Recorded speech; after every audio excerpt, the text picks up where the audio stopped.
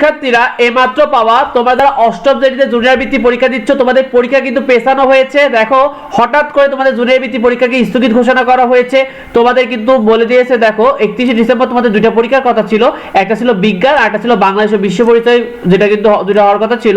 তারা বলে দিয়েছে যে উপযুক্ত বিষয় প্রেক্ষিতে সাবেক প্রধানমন্ত্রী বেগম খালেদা জিয়ার মৃত্যুতে কিন্তু গণপ্রজাতন্ত্রী বাংলাদেশ সরকার তোমাদের 31শে ডিসেম্বর বুধবারে সাধারণ ছুটি ঘোষণা করেছে। অর্থাৎ সাবেক প্রধানমন্ত্রী বেগম খালেদা জিয়া কিন্তু 30শে ডিসেম্বর আজকে ভোর 6টার সময় ইন্তেকাল করেছেন, যার কারণে কিন্তু জাতীয় শোক দিবস পালন করছে।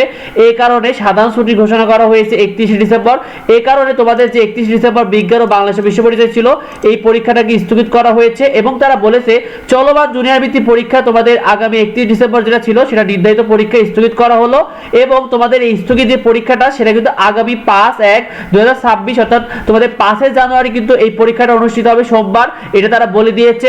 শিক্ষার্থীরা এই বিষয়টি এখন অবধি অনেকে জানে না, তাই বেশি বেশি করে ভিডিওটা বন্ধুদের মধ্যে শেয়ার করে দাও, যাতে অন্যরা জানতে পারে, যাতে এই বিষয়টা অন্যরা জানে যায়। শিক্ষার্থীরা তোমাদের গণিত পরীক্ষা আজকে কার কেমন হলো কমেন্টে আমাদেরকে জানিও। আর নিয়মিত সাজেশন এবং ফ্রি শিটগুলো পেতে অবশ্যই আমাদের চ্যানেলটিকে সাবস্ক্রাইব করে রেখো। দেখা হয় পরবর্তী ভিডিওতে, পরবর্তী আপডেটে। ধন্যবাদ সবাইকে।